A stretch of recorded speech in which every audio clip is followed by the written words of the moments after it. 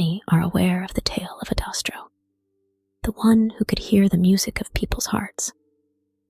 But fewer know the details of his journey. His own path that he walked was marked by wonderful moments and enchanting encounters, but at the same time filled with loneliness, darkness, and sorrow. And through his journey, he was never bored, never lost, never discouraged, because he was a man with a purpose. His mission: to help those in need, encourage those who were broken, and bring comfort to other souls who stood lonely. His biggest reward: the happiness on people's faces, the gratitude that he received, a genuine sentiment for his support. He believed that if people believed in themselves, they could accomplish great things, and so push the society to grow and improve towards a better tomorrow. And with that goal and philosophy in mind, he marched. But it's not that simple as it sounds, for no path in life lays flat without obstacles. And in this tale, the final obstacle stands gigantic, with sharp claws, long fangs, and thick wings. Year 876 of the First Age. Adastro reaches adulthood and immediately departs for his mission. He already knew what he wanted to make out of his life for years now, and had long ago prepared mentally and practically. He has confronted his noble family many times before. According to his parents, he was supposed to inherit and manage part of the family business. That's fine though, his siblings could take care of that. They seemed so eager to do so anyway. No one's purpose in life should be forced. With that mindset, he left his home, luckily with a considerable weight of currency in his bag. But he didn't rely much on that to go by. During his travels, he did labor for local communities, assisting with necessary work, while at the same time earning some pocket money. He visited all corners of the earth, supporting the poor, treating the sick, and teaching people that, although setting goals to obtain more in life is rightful, it is also important to appreciate what they have, or they will never obtain true happiness. And people will gather around him in taverns and inns, listening to his stories about his travels, some funny, some dangerous, stories about the Grooven, those goofy creatures that dwell in the most secret corners of the highlands, stories about Razierkna, the land of nightmares, and the lurking monsters with their yellow eyes. But the one that Adastro never spoke about was Mogme, the flying beast that was flying around the lands and terrorizing villages with its blazing breath.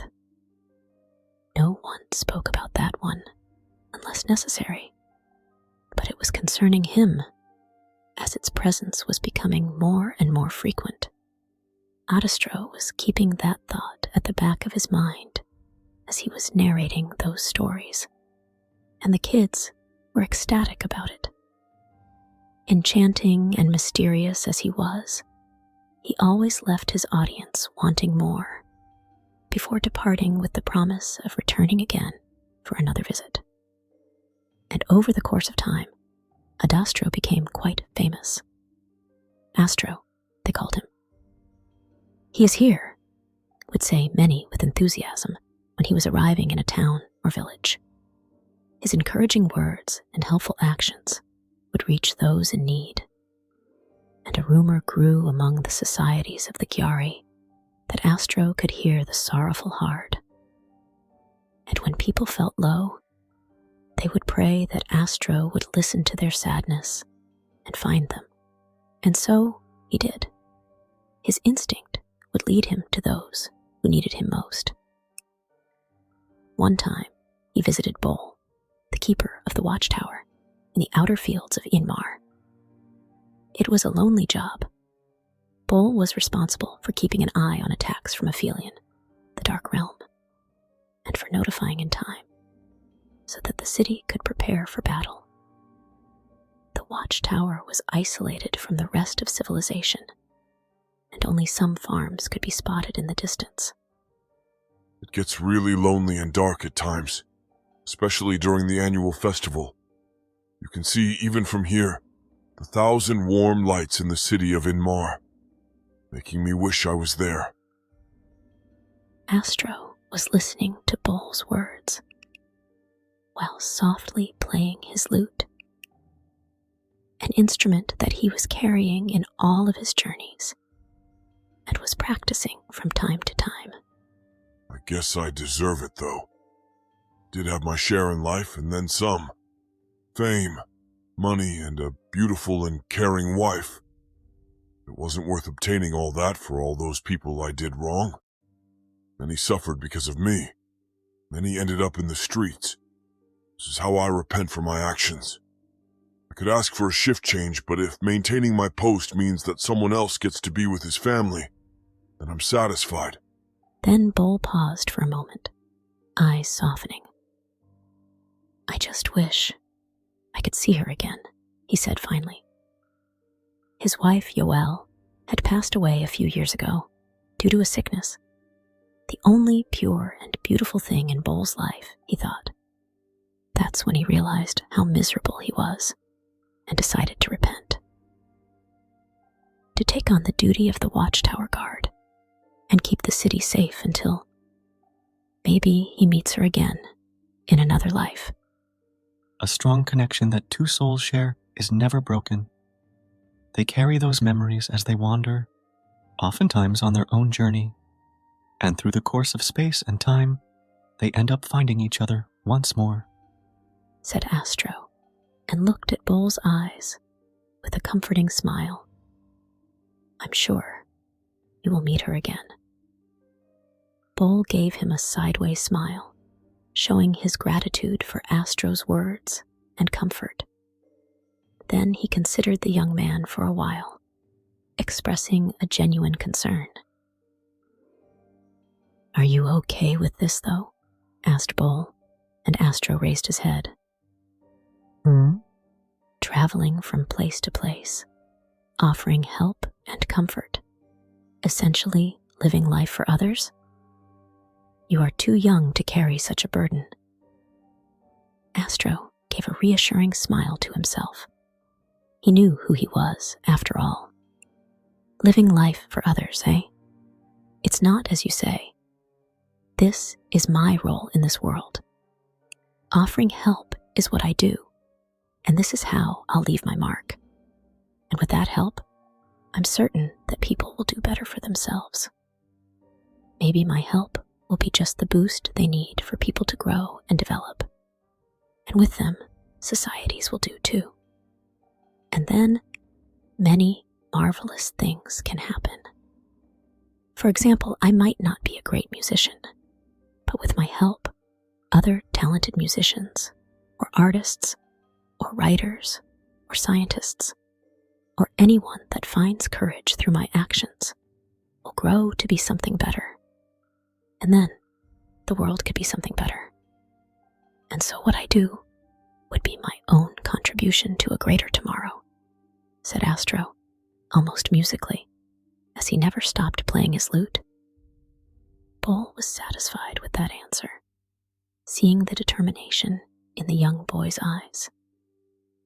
You are not as bad a musician as you think. Your music is quite relaxing, actually. When Astro walked away to leave, he could hear from the rhythm of Bol's heart that part of the weight of his sorrow had been lifted. He was refreshed thanks to him, and would keep on serving his duty, keeping the city safe until his time was due. And such was the nature of Adastro's work that some people were calling him healer of souls and others the comforter. But despite his kind nature, Adastro was also a warrior. Or rather, it was that kind nature that led him to train upon the blade. Because, although he despised it, sometimes there was no way around violence, if it is to protect the people he cared for, and the lands were filled with dangers and threats. One day, when he returned to his hometown, Akara, a place at the eastern foot of the highlands that bordered the land of the nightmares, he found that it was being raided by monsters. And so, he joined the resistance and helped push away the attackers. Bloodshed was unavoidable, and at the end of the battle, Astro was left wounded. So he stayed in his tent to rest, sitting there on a small stool, slowly applying pressure with an oiled towel against his wounds. The night fell silent around the camps, a respectful gesture for the fallen, and only the flickering sound of the fire was tickling his ears. Then, a figure appeared at the entrance of his tent, and with soft movements of her hands, pushed the fabrics away to enter inside.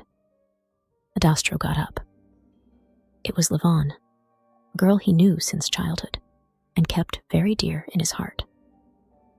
"I heard you joined the ranks," she said as she took a step closer, her eyes filled with relief that he was safe and underlying excitement to see him again.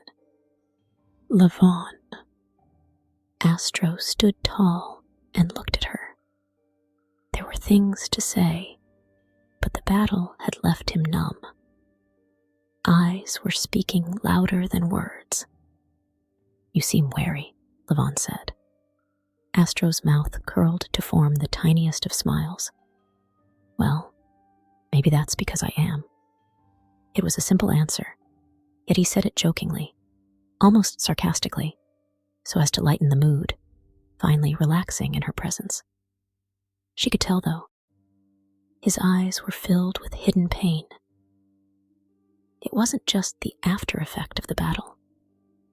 It was the pain of seeing many souls suffer, people who fell into despair. He would so many times end up into the darkest side of life, trying to help those in need. And despite his optimistic nature, sometimes that burden was too much to bear. I was uncertain at first. You said you would go on a big journey to help people and make life better for everyone. It worried me that you would get lost into that endeavor, but you seemed so determined. And so I prayed. For those who are lost to find their way. For those who stand lonely to eventually find a true connection. And now everyone across the land calls your name. She took a step closer. You have accomplished so much, Astro. They were encouraging, those words coming from her mouth.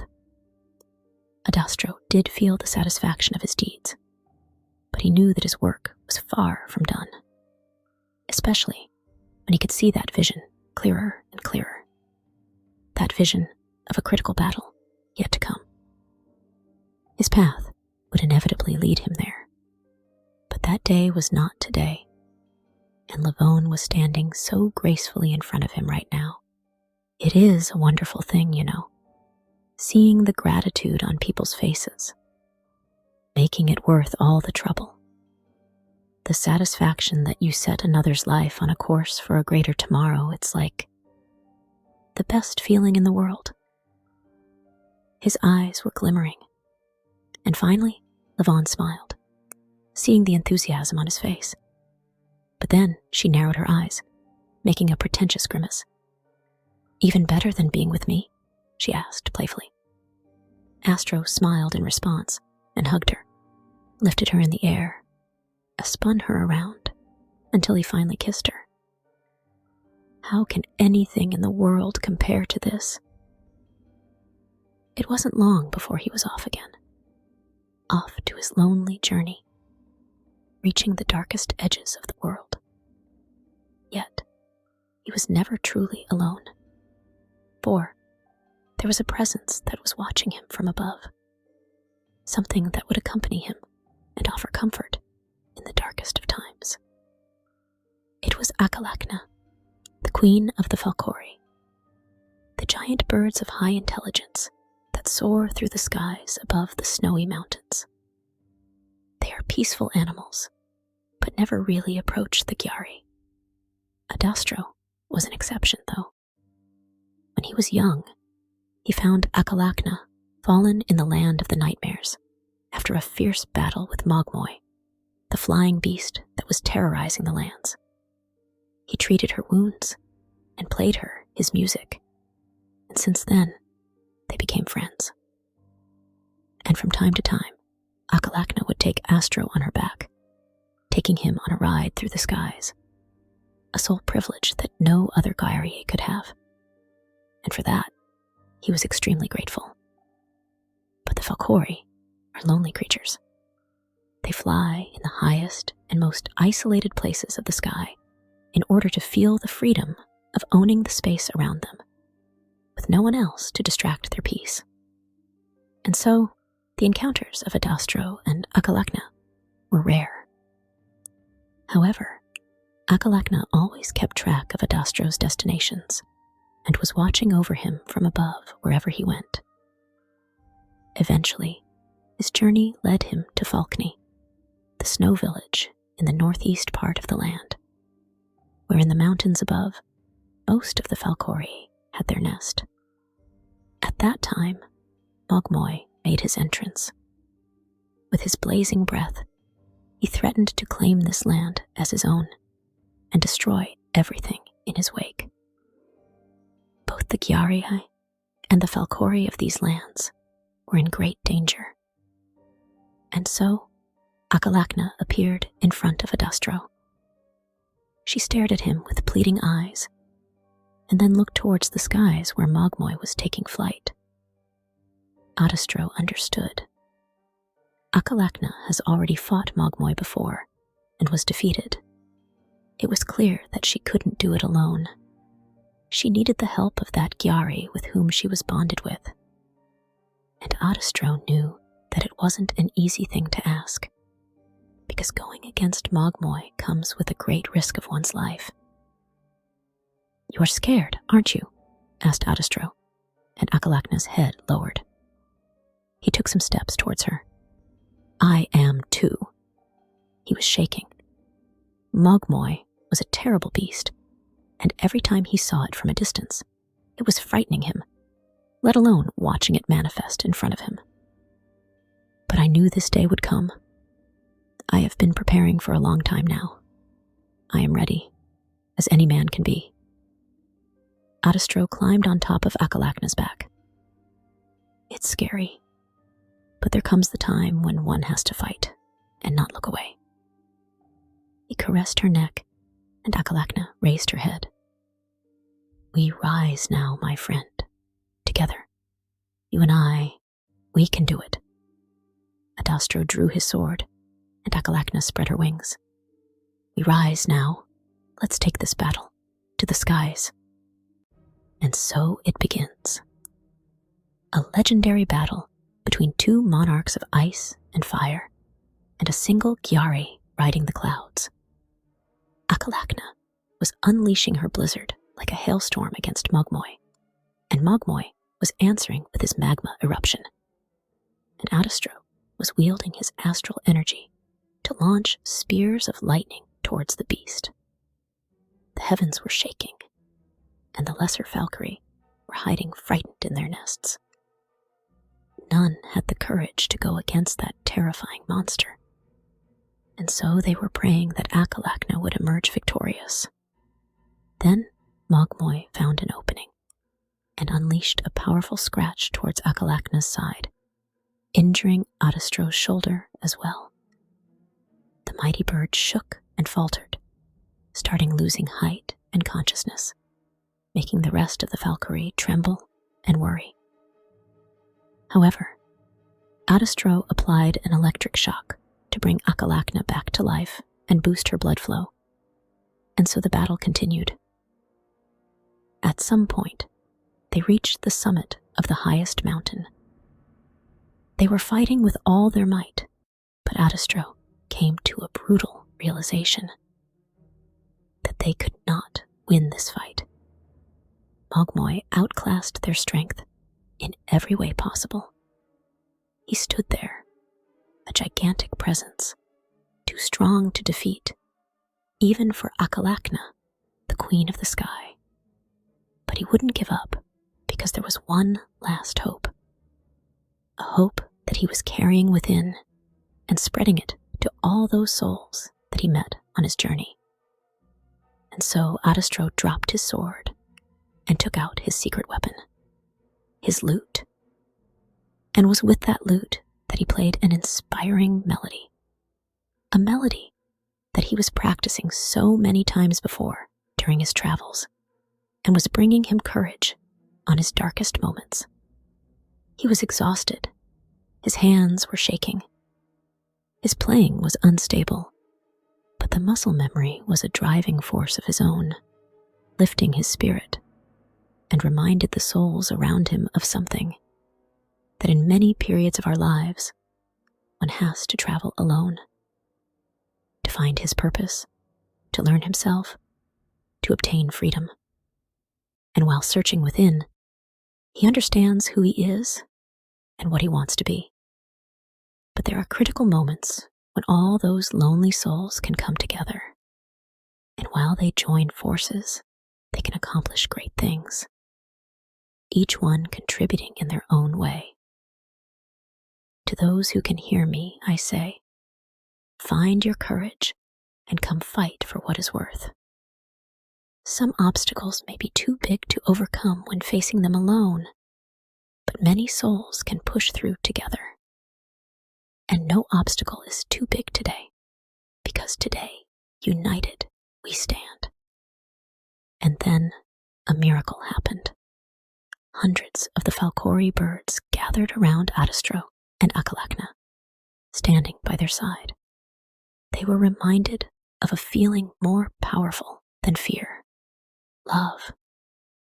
It was the love for their fellows and family, the love for their homes that drive them to come together. They didn't want to lose any of them. They wanted to find the strength to fight for them.